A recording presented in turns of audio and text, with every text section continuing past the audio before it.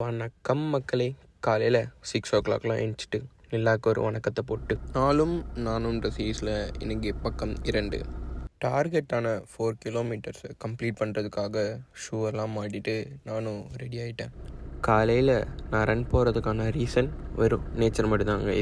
Sunrise பார்த்தீங்களா, அப்படியே அதை பார்த்துட்டு கை சுற்றுதல், அப்படியே நம்மளோட கால் சுற்றுதல், அப்படியே கொஞ்சம் தெரிஞ்ச ஸ்ட்ரெச்சஸ்லாம் அப்படியே பண்ணிவிட்டு நம்மளோட வார்ம் அப் செஷனையும் அப்படியே முடிச்சுட்டு 4 kilometers ரன் ஸ்டார்ட் ஆகிடுச்சு கைஸ்.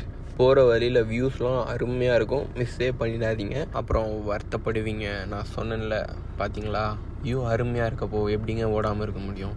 ஸோ கஷ்டப்பட்டு எப்படியோ ஓடி 4 kilometers முடிச்சாச்சு.